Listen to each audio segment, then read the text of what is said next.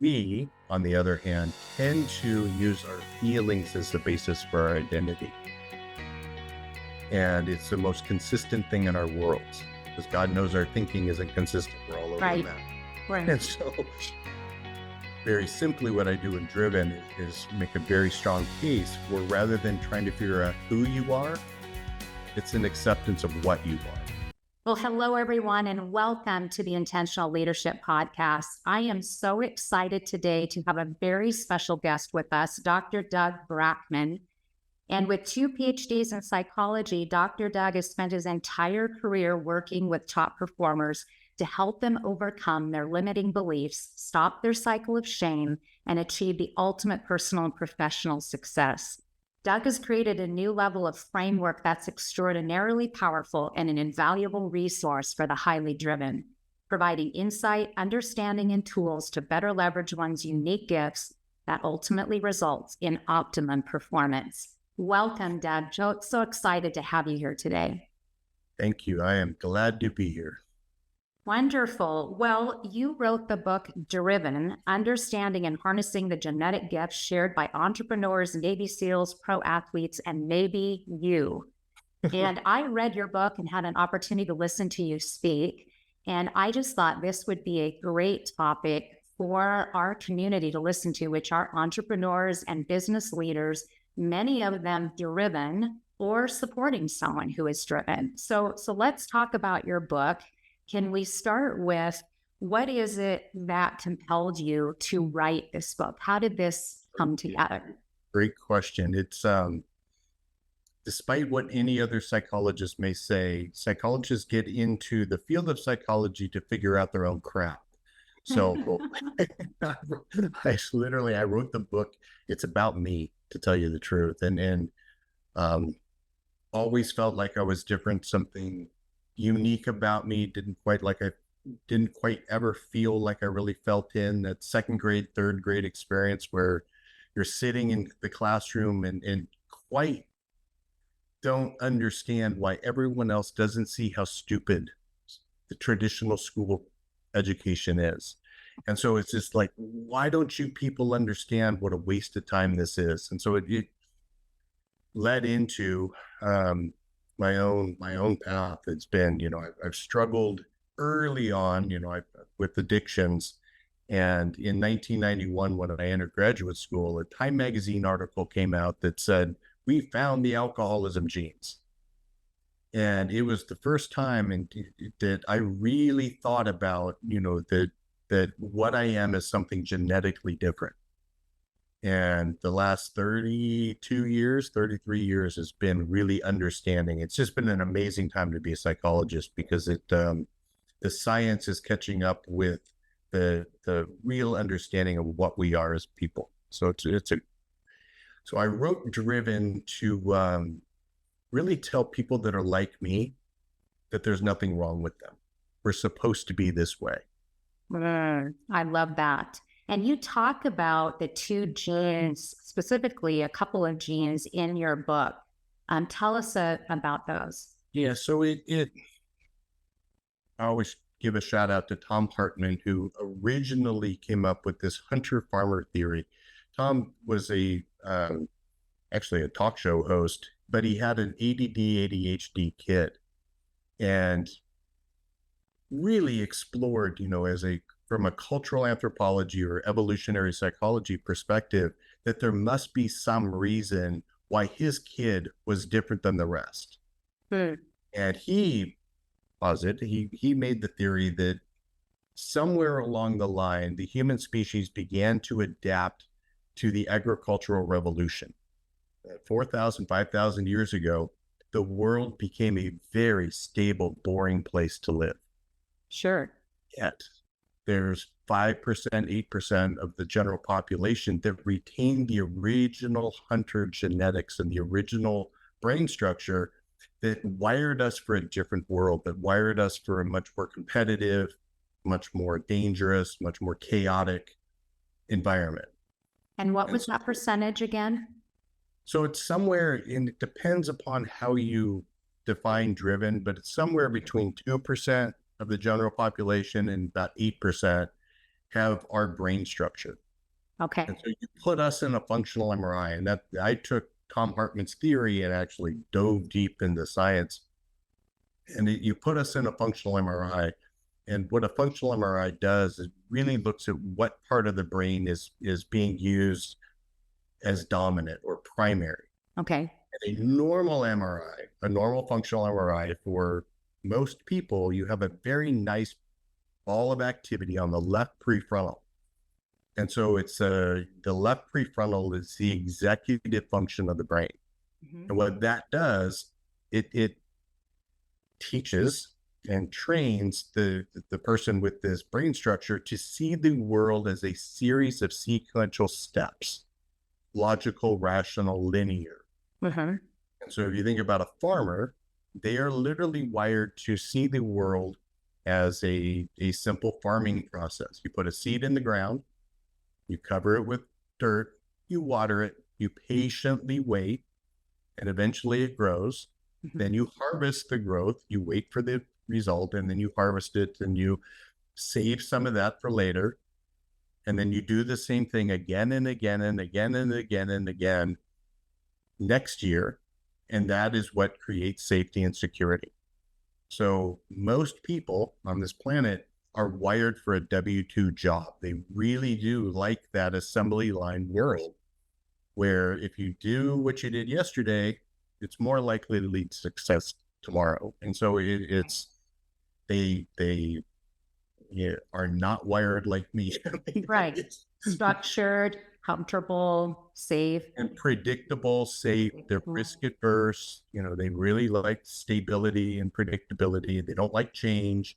But if you think about a hunter and you put us in a functional MRI and in this very widely studied research, because there's money in it for attention deficit disorder, you put us in a functional MRI, the back of our heads light up.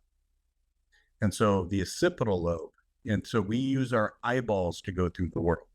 And a byproduct of that is our frontal lobe, rather than having a nice central kind of ball of activity, we have little dots of energy all over the place. And so what I call that is multi-thinking. The normal farmer or, the typical person, when you you give them a task, they will break it down into 2 or 3 different things. Sure. You put us in a task, we will see it as 9 or 10 or 12 different things. So literally we are seeing the world in a much more complex way. And, as a byproduct of that, we have big picture thinking. We see the big picture rather than the linear picture. And attention deficit disorder doesn't mean that we can't pay attention. It's we pay too much attention. And so we see all of the opportunity in front of us. And so if you think about that as an entrepreneur, that's great. You see all the different options and you see how complex things work together, but you put us in a cubicle and tell us to do the same mundane tasks every day, we lose our minds. Yes, that's certainly true. Well, that reminds me, in your book, you talk about for the hunter, for the driven, where if you're a rabbit that's born in an environment where there's hawks everywhere, you're naturally wired for danger. Yep. And we're now our world is more rabbits born in an environment where there aren't hawks everywhere, but the driven are still wired to be looking for the hawks. Constantly. Yeah, it's a hypervigilance. We put the hyper in the vigilant part. And so you think about, what the world was like 10, 15, 20,000 years ago, it was a much more dangerous place. Right. And, you create this incredible, the world has never been safer than it is today. It really is. Our healthcare systems, the likelihood of you or I dying in a war is almost zero. I mean, it's crazy safe. And so for a hunter in a farmer's world, we feel out of place. We look out of place. We're workaholics and we're the Navy SEALs and we're the professional athletes. We are the ones who are hyper achieving. Right. It goes into the genetics, and the genetics are really what gets people into my world, because you have 2 primary genetics around this. and both are around dopamine. So Okay. dopamine is an anticipatory reward. So I'm hoping something's going to feel good is what it does. And dopamine Hmm. number two, when that dopamine receptor D2-A1 allele gene, big fancy word, um, but very simply, it's the boredom gene. And so when you have this genetic, we feel this kind of achy, weird sense that there's something missing or wrong when we don't have enough stimuli around us. Mm. Going to the hunter-farmer theory, very simply, if farmers felt this while they're sitting there watching their crops grow, they would wander away. Right. Exactly. But if we as hunters didn't feel this when we're sitting on our butts in the cave, we would never go out and scavenge. We would never want to get out of the cave. Hmm. And so it suits us as drivens, that this boredom, we are very intolerant of doing nothing. So that part of it, a little bit more interesting genetics because it applies to me more so than the hyperactivity. The people who have that DRD2 tend to be much more ADHD with the hyperactivity. They need to get stimulation in the present. Sure. Me, on the other hand, and most this varies too, is dopamine receptor number 4. And that's the FOMO gene. That's the fear of missing out gene. Mm. And if you think about hunters, hunters are wired to feel like there's always more opportunity over the next hill. There's more woolly mammoths over there. And as a hunter, if we didn't feel that, we would kill all the game around us and starve. And so we are National Geographic did a great exploration of people with this genetic, and they call it the wandering gene. Mm. This is why a lot of us love to travel and love to feel like, like there's more opportunity around the next bend. Yes, yes. And that can be an incredible strength because if you are wired with that driven gene, you are wired to achieve. You always want to be able to do more. And then you can accomplish a lot. You can do great things in the world.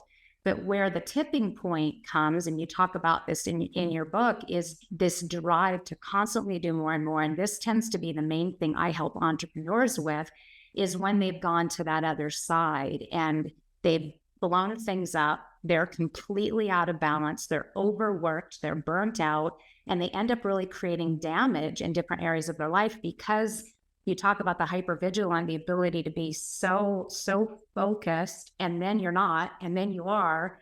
And you can get so deeply focused on one particular thing, say a work thing you're wanting to do, that your family blows up over here. You completely forget about your health.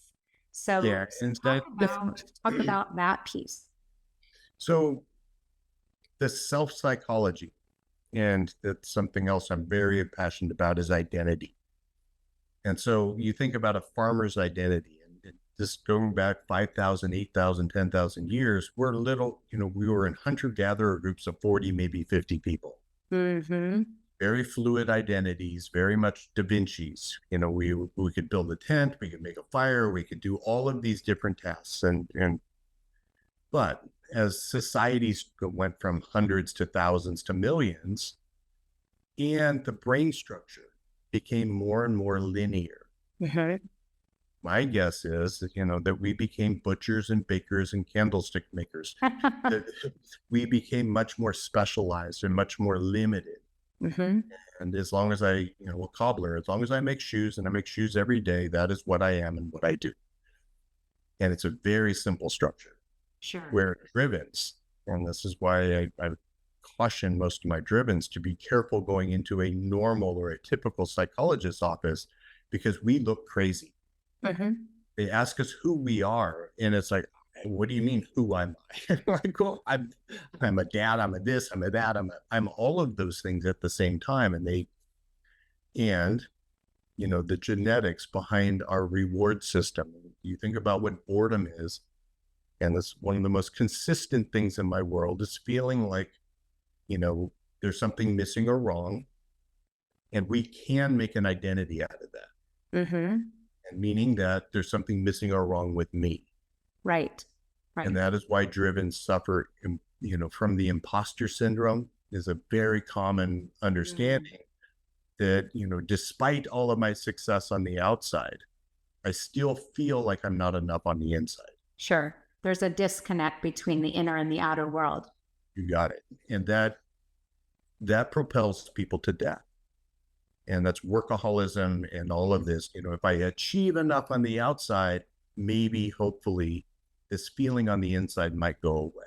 That's my joke I always say about, Dr. Jim Spiro, my dissertation chair, first one to ever call me doctor, shook my hand. Congratulations, Dr. Brackman. My inner world experience was, literally, I heard it in my head, haha, he bought it. Because that feeling that I was hoping would go away, of, maybe I'll feel smart enough, it was reward deficient.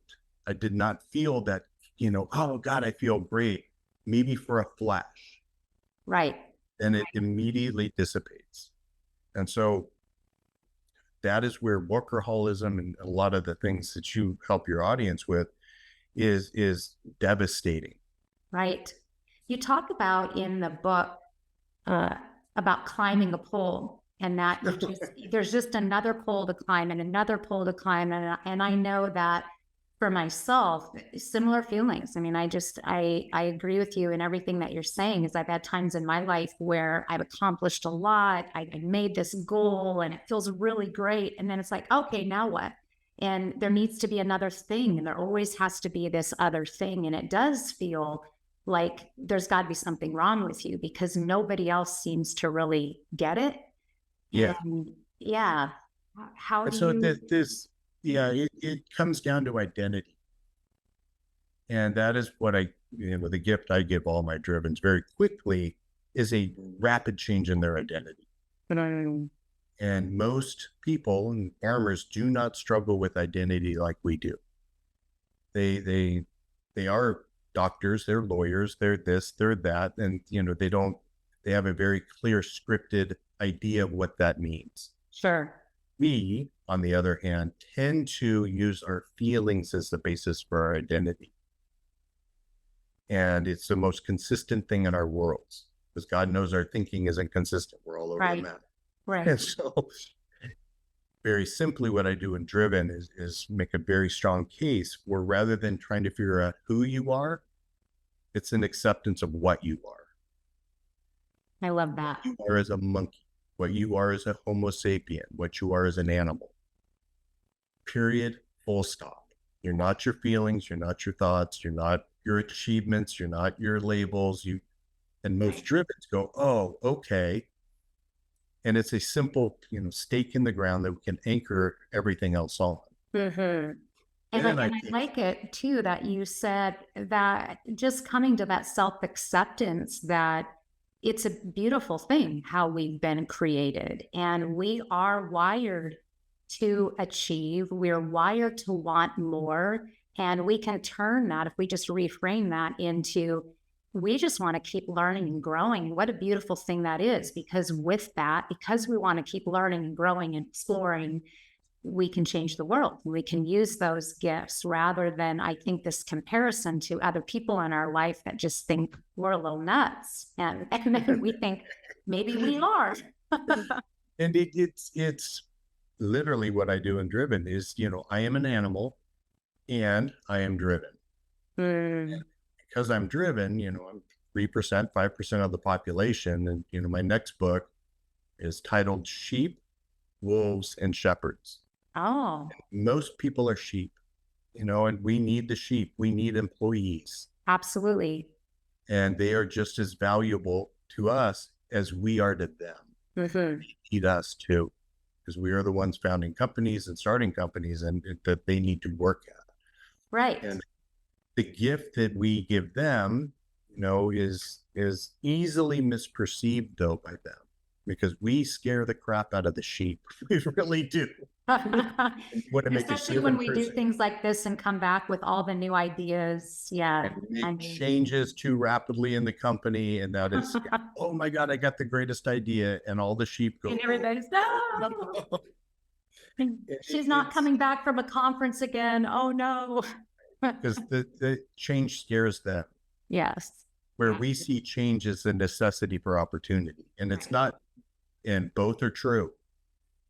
Sure. Well, and it's why, I mean, all the beautiful people in the world, we're all unique in our own way. And if we understand each other better, we can just support the other, because we all need each other, like you say. It's not drivens can't rule the world. We have to be the hunters, the farmers all have to come together. And the more we can understand each other, which I think this is a beautiful thing, what you've written here, to just help driven people understand why they are why they are.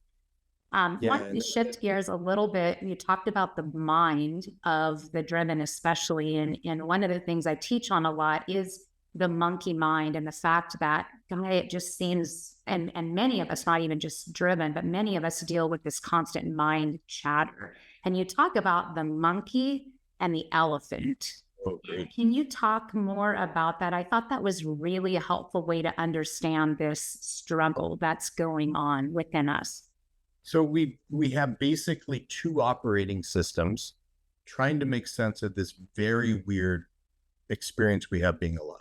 It is a very strange thing when you like, holy crap, I'm alive. We have one below the nose that is very simply very old. It's a billion-year-old recording device. And so it's constantly recording our experiences. It's the hippies were right, trauma's recorded in the body. Okay. Okay. Then you have another system above the nose that is constantly comparing past to future. And so the one below the nose is wired very differently, and what's a different set of goals than the one above the nose. The one below the nose, and this was my doctoral dissertation, wants a familiar, predictable world. It wants to know where all the landmines are. It wants to know the threats. It wants to know the things that could hurt me. Sure. The one above the nose is a time machine that is constantly comparing what's happening below my nose in my body and running through patterns and scenarios and all of these opportunities and threats. Mm-hmm. And so seeing them as two separate systems, and this is my doctoral dissertation, you have, and the Buddha observed a long time ago, 2,500 years ago, that we are very much like an Indian elephant with a whole bunch of monkeys up on top trying to control it. Okay, that's a great picture. And so the Indian elephant on top. The Indian elephant seems to have a mind of its own, that it is leaning one way or the other, but most of the time we believe that we actually have control over this elephant. And my doctoral dissertation looked at, lots of things around self-sabotage. Okay. And why does January suck at the gym? You go to the gym in January, there's tons of people everywhere. Right. What happens in February, March, April? I mean, they stop, go even by the end of January. You just have to wait them out. And then the gym gets quieter again. And so what is really going on there is a demonstration of the two different operating systems. Mm. You have this elephant that is going along for the ride. The monkey mind has convinced the elephant that this time's going to be different. I can go to the gym. I'm going to get my 6-pack of abs. Okay. But what the elephant eventually starts to experience is health. It starts to feel better. And it's, more importantly, it starts to experience change, and it doesn't want change. Okay. It wants the familiar. And so it starts to resist going to the gym. And that triggers the monkey mind to either come up with a big, mean gorilla and beat the shit out of the elephant and go to the gym. Or you got these other little elephants up or monkeys up there telling you, oh, you can go later, you can do this, you can do that. Right. You don't have to go. You can stay home today. That interaction between the monkeys and the elephant is, I also looked at lottery winners, and my entrepreneurs that, exit their companies are basically lottery winners. Mm. Most lottery winners, 80% of lottery winners within 3 to 5 years are broke and their family hates them.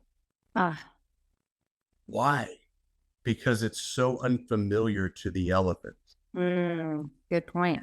And so entrepreneurs and all of that, and I see that very often in my practice where, they come up with a great idea, they get to a certain point of success, and then they sabotage it. They make change.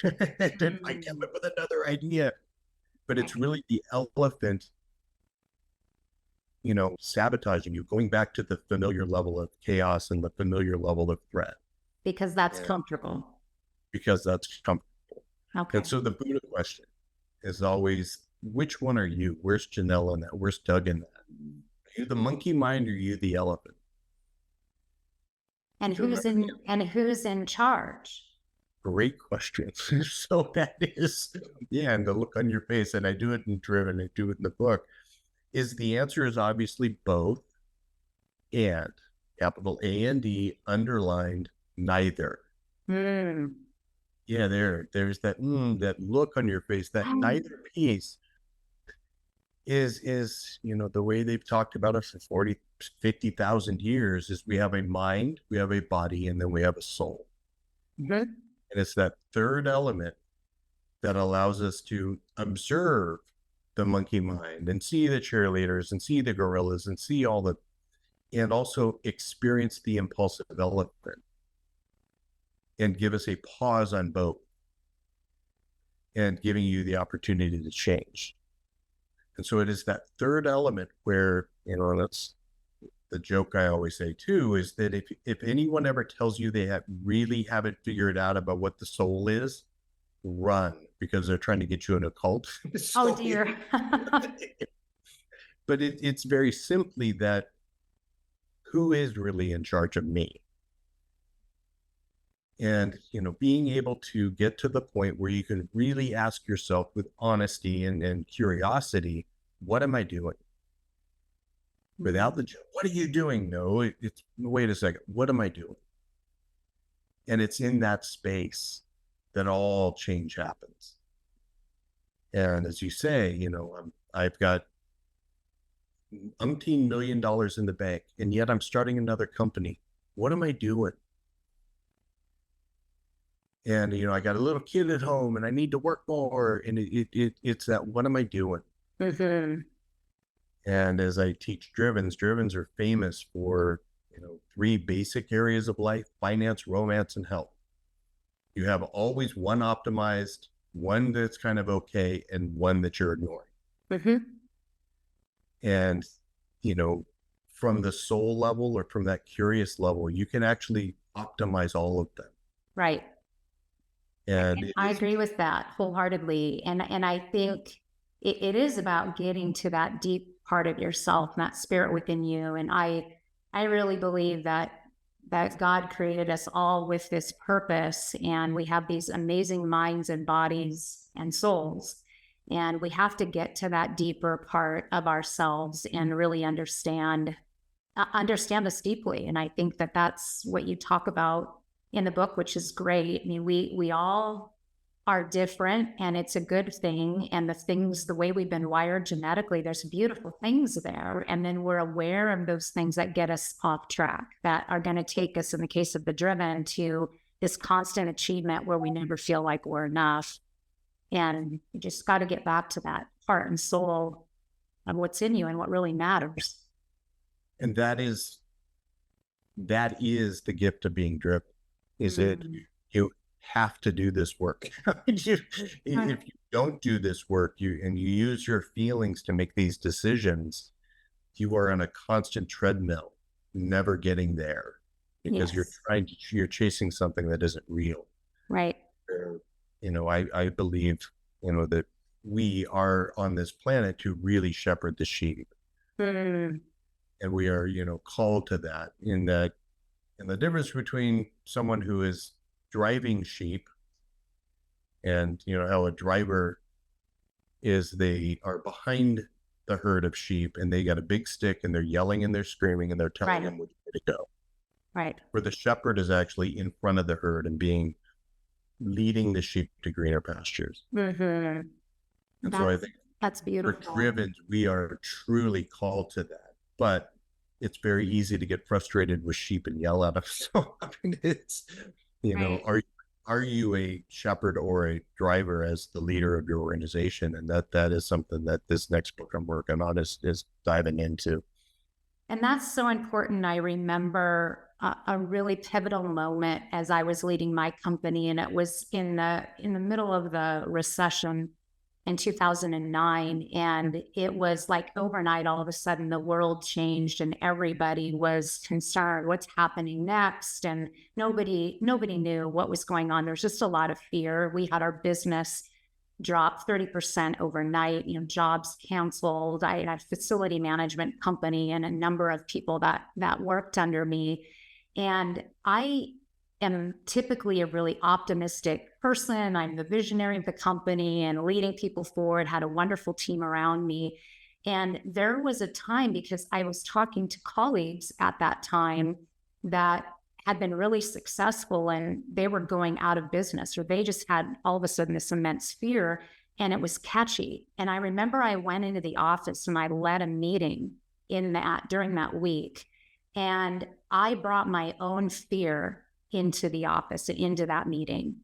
And we came out of that meeting, and my manager, one of my managers, who we had a really good relationship, and he was able to say things directly to me. And he pulled me aside and he said, you're always the one that puts the wind in our sails, but you can also take it out. Yep. And it just was so compelling to me. And I thought, he's right. How I show up really matters as a leader of this organization. And I know that that's a heavier burden to carry, but you know what? If we were born with these leadership gifts, if we've been given these genetic traits, then that is our responsibility to lead in a way that helps to inspire others and to be their best. I mean, I just think, sorry guys, that's the calling, that's the mantle, and step in, step up, and wear it. Yeah, exactly. And that it's, and again, going back to the beginning of this, it's just what we are. And by default, I see this in driven, we are put in positions of leadership, even if we don't want them. Right. That's true. That's true. Because we have that natural ability to actually see the big picture that, the farmers don't. They know that on some level. And that ability to actually just embrace what we are. And then, as you say, hone those skills and really find, that it is a gift. It's just not a curse. Right. To whom much is given, much is expected. I agree. I agree completely. And you talk about one of the ways that we self-sabotage ourselves. I know when I went through that experience and was called out by my manager, I remember going away from that and really beating myself up, which I think we're really good at. And you talk, I think in fact, you dedicate a whole chapter to it, is about shame. And that's something and not only for people that are driven, but I think all of us deal with that to a certain extent, where we can allow shame to really permeate and take over. And talk a little bit about that and what we should do with that emotion. Yeah, shame gets a real bad rap, but it without shame, there's no society. And so you need shame to have, if I hurt you, I feel bad. Right. And True. that is what keeps the glue in society together. But the difference with that versus I hurt you, I am bad. Where I'm making an identity out of those deeper feelings. And that is something that drivens do really well. And that is where narcissism and all this, I am good, and we get very defensive. You want to make a driven person cuckoo is accuse them of being a wolf when you're really trying to be a shepherd. Yeah. And that there's you're bad, and I know you're bad, and I don't want to hear it. And because it triggers that deep core sense that I might be really broken because I feel broken, and you might see that. And that, is why these genetics are also part of the addiction spectrum. A lot of us go into addictions to numb that, to get out of it, or, workaholism, I must achieve, I must be perfectionism. All of those things can be really unhealthy ways to deal with this core sense that I am broken. Mm. And so that how to deal with those feelings is literally not make an identity out of them. And, you renegotiate and you work on your emotional intelligence to where you can see that these bad feelings are there because I'm a good person. Right. If I hurt you and I feel bad, that makes me good. So That's a good thing. Sure. Sure. and so it's really engaging this, psychological mindedness, or, as I do in Driven, really a mastery sense, that I'm constantly in a state of getting better. Hmm. There is no finish line. And I want to become aware of the mistakes I make so I can actually improve. Right. No, Believe that I like driven, that a lot. we are wired for mastery. It is what, mastery is, that sense that there is no finish line. Mm. Better has no finish line. That's beautiful. And those emotions, I really like what you said, is those emotions are good things. And it's good that we're aware of them. I mean, that's the first step to mastering them, realizing that it's something we're feeling. That doesn't mean it's who we are. We just have to, we're feeling shame because of this. And then identify the why. And we may need to say we're sorry to someone. It's helping us recognize something, and that's the first step. Yep. And it's don't make an identity out of it. That's the, Right. I'm an animal, I'm a Homo sapien, and I have this biology and I have these sensations in my body, and they are triggered because it's rather than who do they think I am? Who do I think all of that is just a path to hell for driven people. Mhm. No, that's certainly true. One of the things that resonated with me in the book, you had the quote at the beginning of one of the chapters of Iron Sharpens Iron. And I mentioned I have a leadership mastermind of entrepreneurs where that's actually our mantra, and getting people together who can sharpen each other. And you talk about the importance of driven individuals coming together with other like-minded people, and why? Why is that really important? Yeah, it's essential, critical for a host of reasons. Um, Say it this way: one of the things I'm talking about in the new book is, what happens to a herd of sheep or a herd of gazelles when a cheetah runs into them?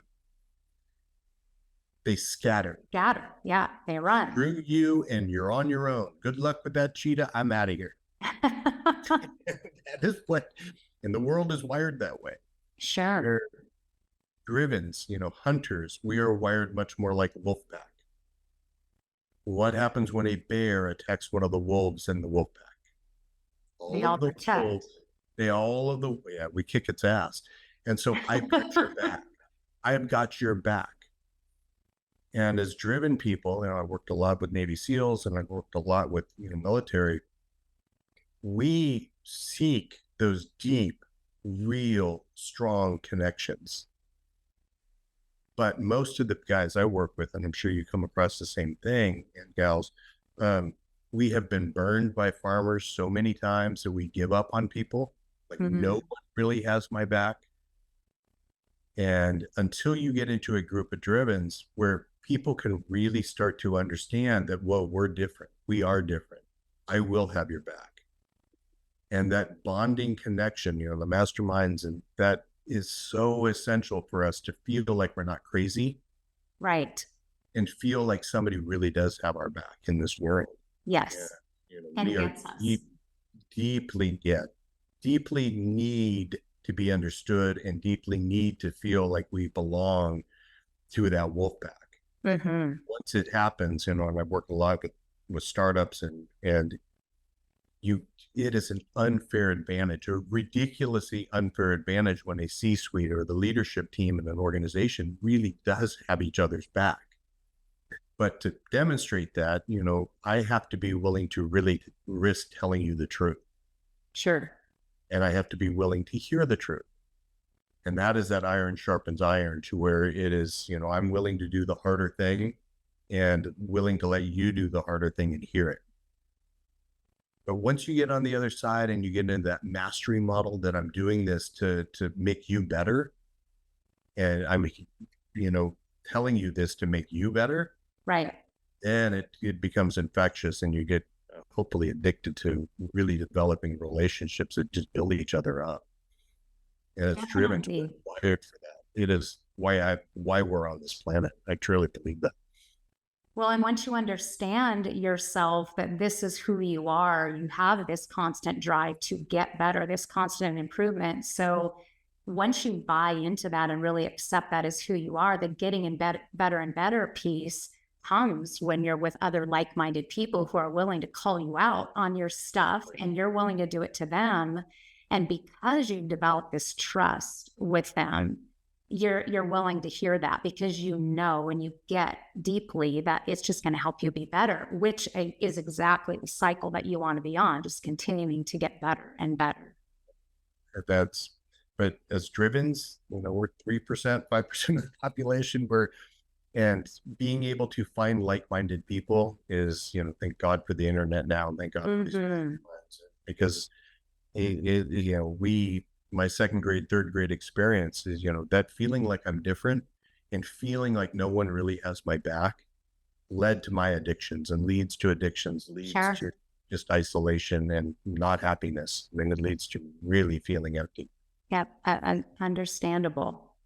Yep. So if for my listeners in the audience who have a driven in their life that maybe they relate more to, they like the structure, they're the stabilizing spouse or partner at work that you're supporting and driven, how can we who are not driven support somebody who is?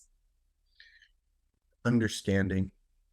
Maybe you want to make a driven really bond with you is seek to understand how different they are and start to value those differences rather than get scared by them. It is because we can be impulsive, scary, judgy people. And where we're not judging, it's more that we're just not understanding you. Sure. And so when I get non-drivens or, and it is a spectrum, it's a continuum. It's not black or white. Right. But, for the spouses, understanding how important you are to anchoring the crazy driven in your life and bringing that stability, because it is your world. It's not our world. It's our world. It's too chaotic and crazy. And it would be, and seeing how valuable you are to them and owning your own value. And, even though they may not appreciate it, they will once you can start to appreciate them. So it's a reciprocal, and we need you as much as you need us. Oh, absolutely. Well, that's great. Yeah. Anything else that's top of mind for you that we didn't cover that you would like to talk about? I say this to all of my if you're hearing this for the first time and it starts to make sense to you that in chapter 1, I say it 100 times, is that you're not broken. There's nothing wrong with you. You're supposed to be this way. Those feelings of being different, and different is good. And, trying to undo this and trying to just be normal or fit in is not why you're here. This is a gift. That's great. Well, for any of you listening who haven't yet read the book, I highly recommend it. If you feel that you're driven or you know somebody in your life that's driven, it is just going to be huge for you. It looks like this. And Doug, can you tell us where we can get your book, and then also how our listeners can connect with you directly if they would like to? So to find me, it's simple. It's imdriven.com. Okay. And that you can find links to the book and links to podcasts and all kinds of stuff about me. And then I have an assessment on there if you're curious about it. And it is a spectrum. Not all drivens are created equal. There's I have 9 or 10 different traits on my assessment, and it'll show you how you're different from your friends. And it's good stuff. Great. Well, this has been really fun and such an interesting talk. And Doug, I just thank you so much for being on today. We just loved having you on the Intentional Leadership Podcast. And I know that our listeners are going to find a lot of value in this. And everybody go check out this book and Doug's website, and we'll have the links for you to be able to go directly there and take his assessment if you'd like. It's really fun. I did, and you can learn something about yourself. And anyway, go ahead and have a wonderful day. Go out and serve the world with the light that you have and the gifts that you've been given.